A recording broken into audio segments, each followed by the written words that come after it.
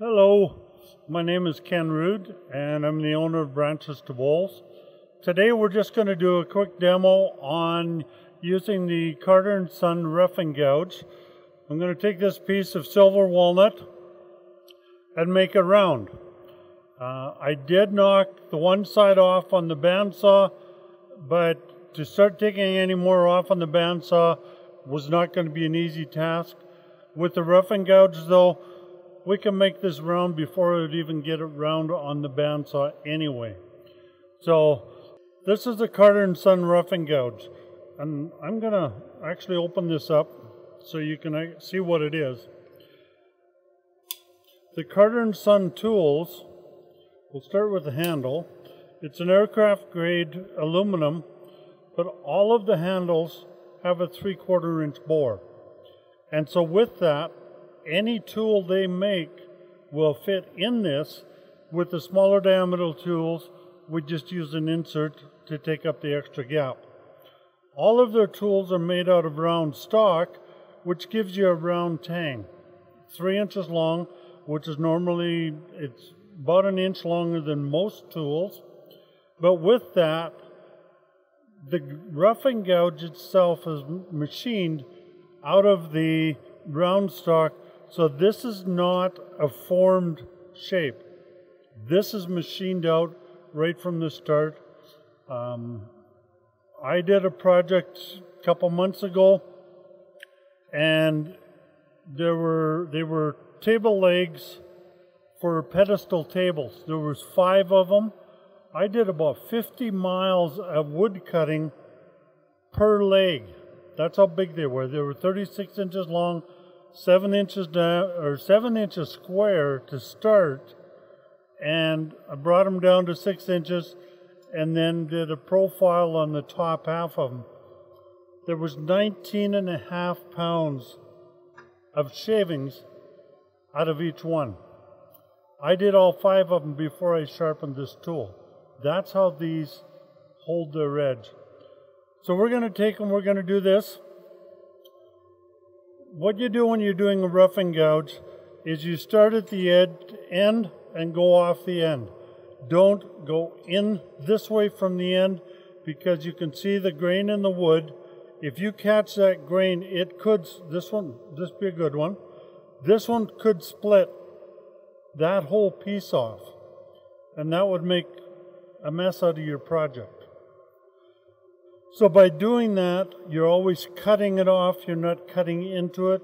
So we'll work part way this way, then we'll turn around and do exactly the same thing on the other side, going from the inside out, and then bring them in. And today, this I think is going to end up being a vase. I'm going to try and do a hollow form out of it. I haven't done that before, so it'll be a practice run for me. But for the most part, we're just going to make this round.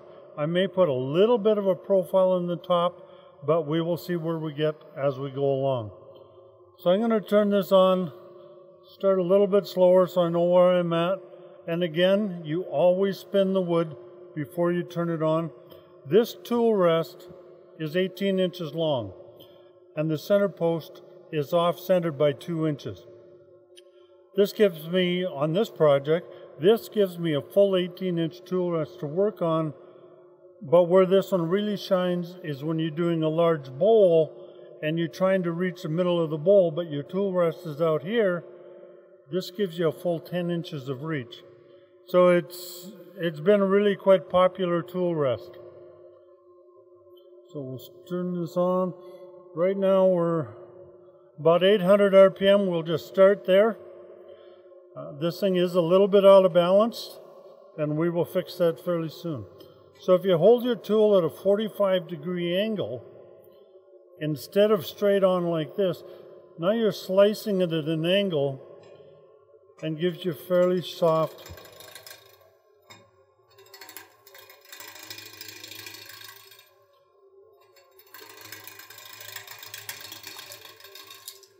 You're not getting a large bang, bang, bang, bang as you start taking the wood off.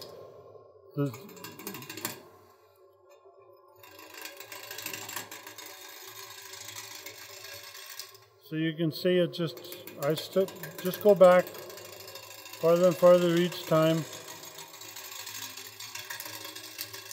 And I watch the top. That's the way I can see where I'm cutting, what I'm cutting.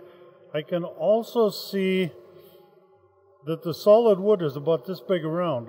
I can see through with the square edges. You can see where the shape of the round piece of wood will be. I don't know if you'll pick that up on the camera, but it's actually a lot of wood turning. You actually watch that side, not where the tool actually is.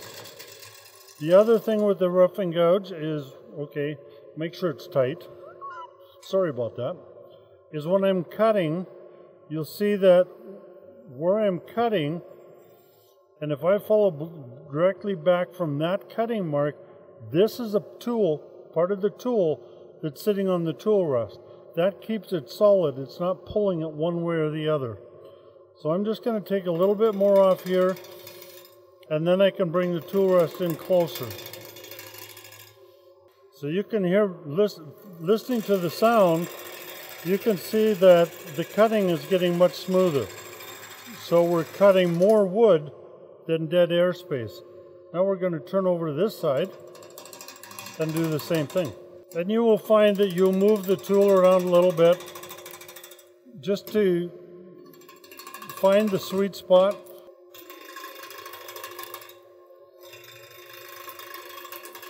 And if you look at the top, you can see that it's getting fairly round. It's not going to be perfectly round, but we'll shut the lathe off now. One, I'm going to move the tool rest in closer, but you can see how things are starting to get round. But this now gives me a good definition of where it's at. So now I can turn this on. We're probably a little bit off balance weight-wise, but we will turn the speed up, and the faster you go, the smoother the cut you get. So there's about 1150. Now let's go this way.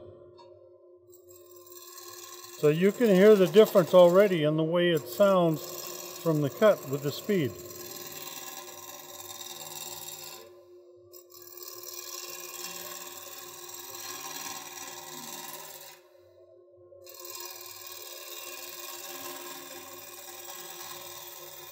And this will give you a much smoother cut by turning the speed up, that is. Now if you rest this, make sure you're up above it so there's no way the edge can cut. If it's bouncing, you're not round yet. But you got to make sure this is past the piece of wood.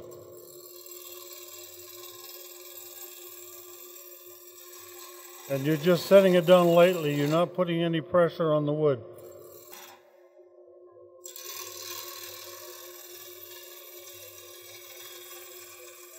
So we're getting very close to being round. So we'll do that, finish that off. So now it'll go a little deeper, and that'll give you pretty well a straight line right across the top end. Now we do need to go to the other side.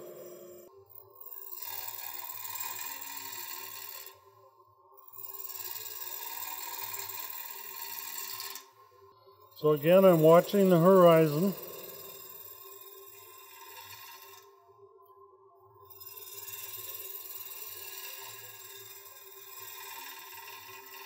And for being round, I can use the other side as a point of reference, which also helps to know when to stop.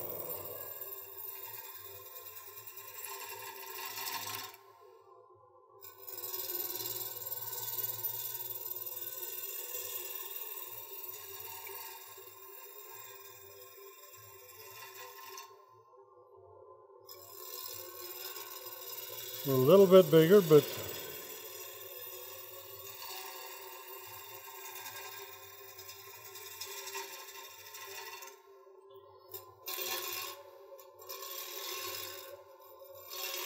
the roughing gouge is one of the workhorses of the tools in that it can take a fair bit of beating. A number of tools out there, especially ones with a flat tang, after they've been used for a few years, you'll see the tang has started to bend. With the round tang on the Carter and Son, if you ever bend that, you've got other problems. Same thing, I didn't want to go into the wood, I wanted to come off the end to so I don't get any catches.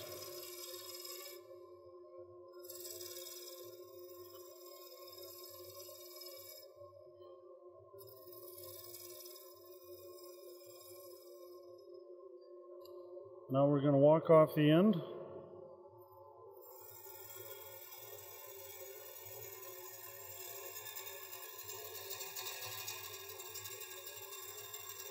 I'm probably taking off about 1/8 of an inch of wood as I'm going through. Okay, we're not going to be 100% perfect, but let's see where we're at. Oh, still a little more to go there. But this is the roughing gouge at, I think, 1150 RPM. You can see how smooth that is. I got to bring this down a bit. When it's not round, it will cause it to bounce a little bit, and then you can get a little bit more of a chatter. Oh, and we're not round yet here, so let's just take some more off, and we'll have that done.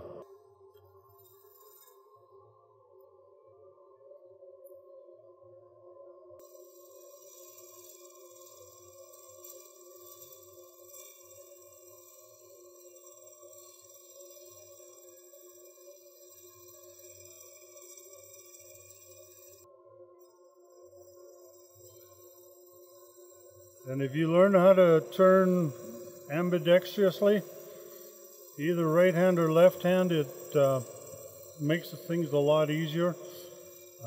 You're not having to reach somewhere else or in an unnatural position, and that makes turning much safer. There's the shavings that are coming off with the roughing gouge. Almost. And a little bit there and a little bit right there, so we're getting pretty close.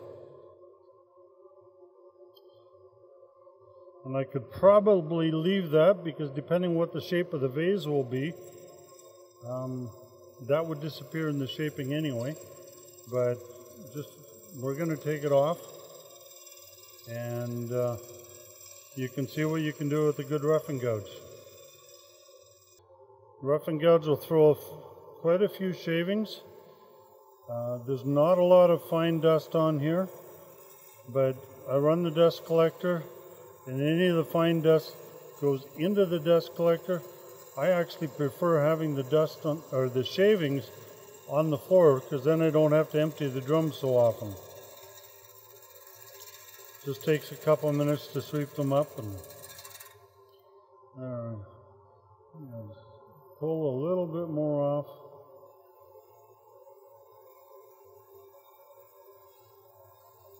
And by riding the bevel, you can give yourself a real smooth cut.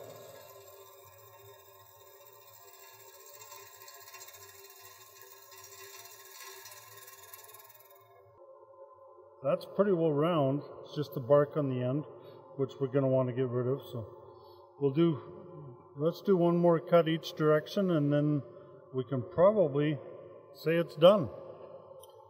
So I'll start below it here.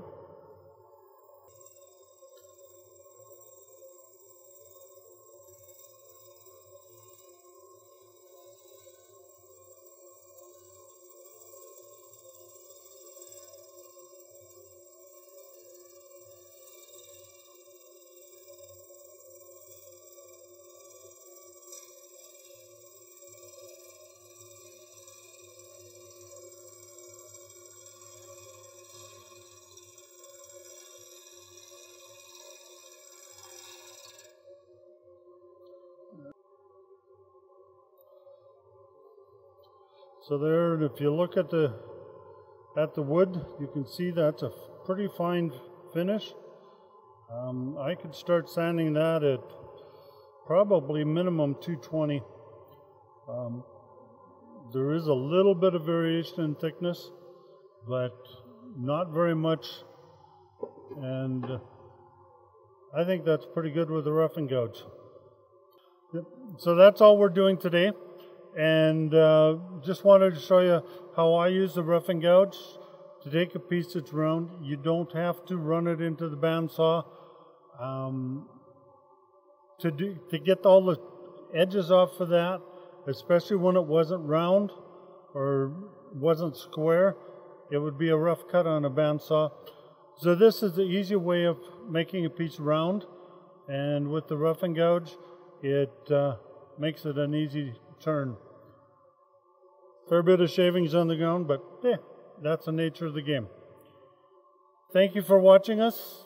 It's Branches to Bowls.